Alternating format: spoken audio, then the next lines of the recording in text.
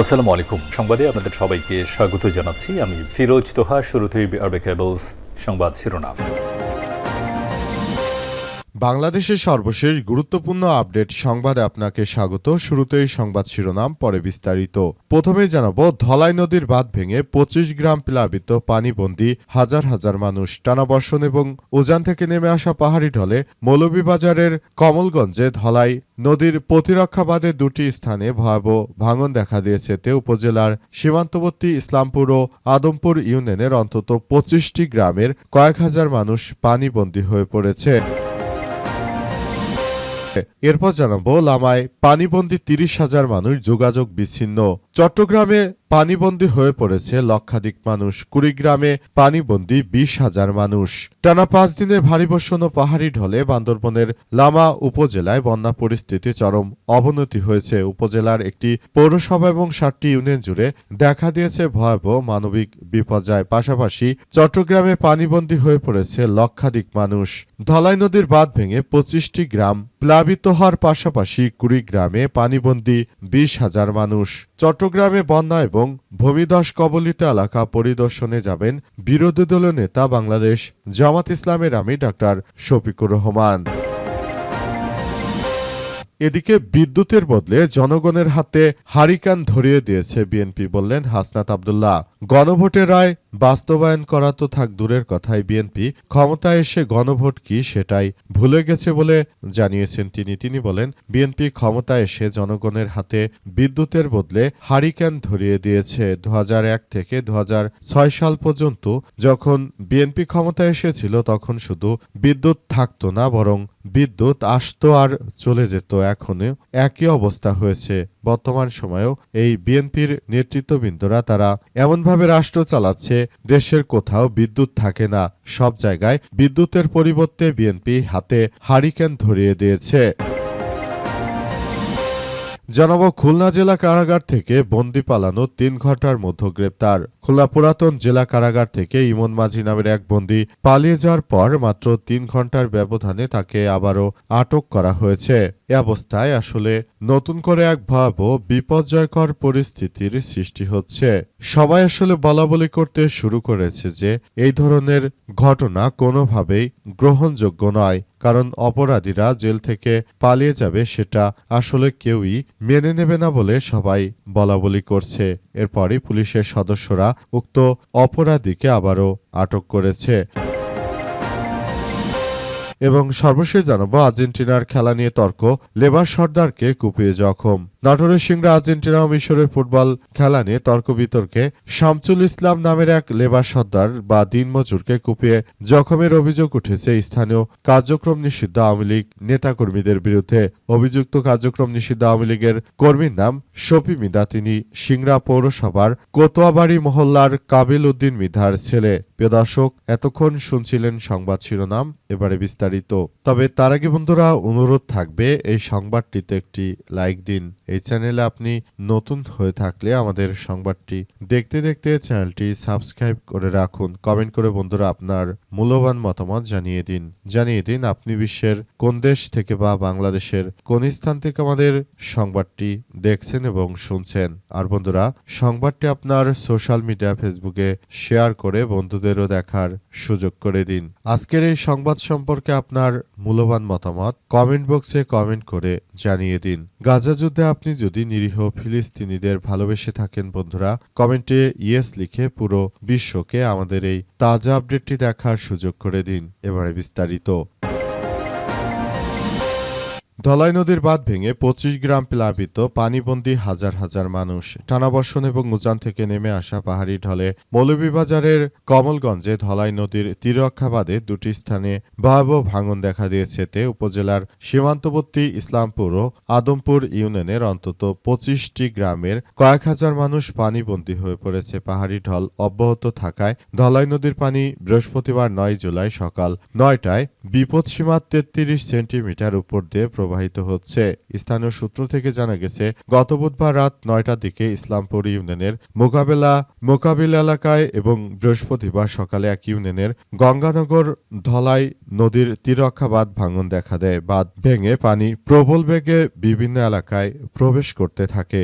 বাঁধের অতিরিক্ত বিভিন্ন জায়গায় ফাটল দেখা দেয় এবং বাঁধ ভেঙে যাওয়ার ফলে বিভিন্ন জায়গায় পানি ঢুকতে থাকে হু করে। তারপর এই পানিগুলো বিভিন্ন লোকালয়ে ছড়িয়ে পড়তে থাকে। পানির চাপ এতটাই বেড়ে যায় যে সাধারণ মানুষজন তারা একদম পানিতে, চারদিক থেকে পানিতে তাদের ঘিরে ধরে এবং তারা পানিবন্দী হয়ে পড়ে। অসংখ্য মানুষ এখন পানিবন্দী হয়ে তারা বাড়িতে অবস্থান করতে বাধ্য হচ্ছে। অবস্থায় সরকারকে আরও যথাযথভাবে পদক্ষেপ গ্রহণ করতে হবে। সরকার যদি এই পদক্ষেপ গ্রহণ করতে না পারে, সেক্ষেত্রে আবারও সবাইকে খুব সমস্যার সম্মুখীন হতে হবে। লামায় পানিবন্দী 30,000 মানুষ, যোগাযোগ বিচ্ছিন্ন। এবার বান্দরবনে লামায় ব্যাপক আকারে পানি বৃদ্ধি পেয়েছে। পাশাপাশি চট্টগ্রামে পানিবন্দী হয়ে পড়েছে লক্ষাধিক মানুষ। কুড়িগ্রামে পানিবন্দী অন্তত 20,000 মানুষ। পাশাপাশি চট্টগ্রামে বন্যা ভূমিধস কবলিত এলাকা পরিদর্শনে যাবেন বাংলাদেশ জামাত ইসলামের আমির ডাক্তার শফিকুর রহমান। টানা 5 দিন ভারী বর্ষণ, পাহাড়ি ঢলের ফলে বান্দরবনের লামায় আসলে ব্যাপক আকারে পানি বৃদ্ধি পেয়ে অনেক মানুষ পানিবন্দী হয়ে পড়েছে। বিশেষ করে উজানের ঢল এবং ভারতের হিন্দুত্ববাদী নরেন্দ্র মোদীর কুখ্যাত সন্ত্রাসীরা পানি ছেড়ে দেয়। বাংলাদেশে শুষ্ক মৌসুমে পানি না থাকলেও যখন বর্ষা মৌসুম তখন বাংলাদেশের পানির প্রয়োজন নেই। তারপরও ভারতের কুখ্যাত হিন্দুত্ববাদীরা তারা মূলত পানি ছেড়ে দিয়ে তারপর তারা নিয়ে যাচ্ছে অন্যদিকে। অবস্থায় কি হতে চলেছে সেসব বিষয় নিয়ে এখন পর্যন্ত কিছু বলা যাচ্ছে না। শেষ পর্যন্ত বিষয়গুলো নিয়ে সবাইকে খুবই সতর্কতার মধ্যে থাকতে হচ্ছে।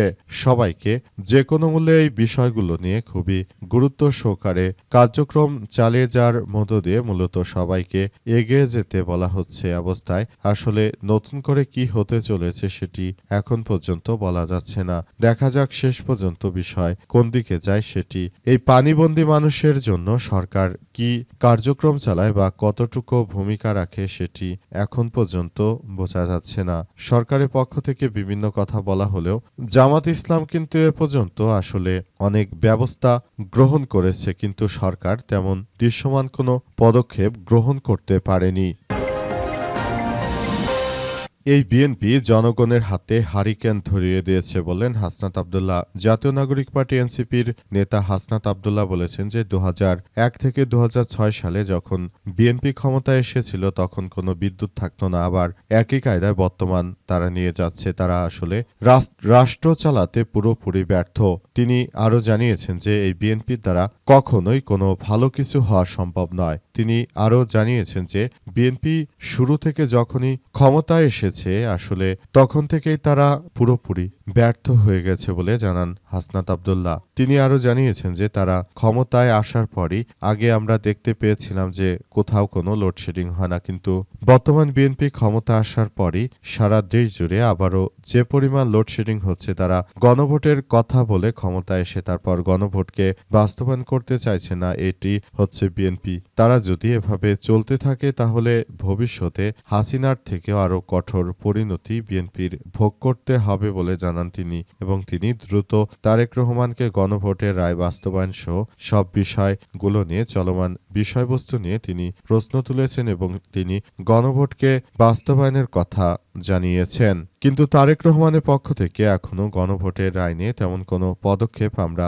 দেখতে পাচ্ছি না। যদি গণভোটের রায় আসলে বাস্তবায়ন না করা হয় তাহলে ভবিষ্যতে কিন্তু বাংলাদেশে আবার একটি গণ অভ্যুত্থানের পরিস্থিতি সৃষ্টি হতে পারে বা আশঙ্কা হতে পারে, এমন কথা অনেকেই বলাবলি করছে। সুশাসনের জন্য নাগরিক সুজন বদিউজ্জামানও তিনি এমন ধরনের বিষয়গুলো নিয়ে খুব সতর্কতায় রয়েছেন এবং আদতে বাংলাদেশে এমন কোনো ঘটনা ঘটতেও পারে এ বিষয়গুলো অনেকেই আসলে ভাবতে শুরু করেছে।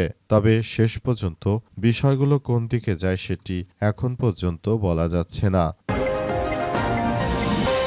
খুলনা জেলা কারাগার থেকে বন্দি পালানোর ৩ ঘণ্টার মধ্যেই গ্রেপ্তার। খুলনার পুরাতন জেলা কারাগার থেকে ইমন মাঝি নামে এক হাজতি পালিয়ে যাওয়ার ৩ ঘণ্টার মধ্যে তাকে নতুন করে আবার গ্রেপ্তার করা হয়েছে। বিষয়টি নিশ্চিত করেছে খুলনা জেলা কারাগারের জেল সুপার আবু সায়েম। এর আগে বৃহস্পতিবার ৯ জুলাই বিকাল ৪:৪৫ দিকে ইমন কারাগারের মহিলা ওয়ার্ড সংলগ্ন একটি বাথরুমের ছাদ দিয়ে উঠে সীমানা প্রাচীর টপকে পালিয়ে যায়। কারা কর্তৃপক্ষ সূত্র থেকে জানা গেছে, পালিয়ে যায় ইমন মাঝি লবণচড়া থানার সাঁচিবুনিয়া শেকেলার বটতলা এলাকার জিয়ার বাড়ির বাসিন্দা। তিনি কারাগারের মহিলা ওয়ার্ড সংলগ্ন একটি বাথরুমের ছাদে উঠে সেখান থেকে দেয়াল টপকে পালিয়ে যান। ইমন মাঝি সোনাডাঙ্গা থানার একটি চুরির মামলার গত ১৩ জুন থেকে খুলনা জেলা কারাগারে বন্দী ছিলেন। এ বিষয়ে খুলনা জেলা কারাগারের জেল সুপার আবু সাইম বলেছেন, ইমন কারাগারে শিবসায় অবস্থান করছিলেন। বৃহস্পতিবার বিকেলে বাথরুমের ছাদে উঠে এ সময় কারারক্ষীরা তাকে দেখে ফেলে এবং নেমে আসতে বলে, কিন্তু এরপর মহিলা কারাভবনের ছাদে চলে যায়। পরে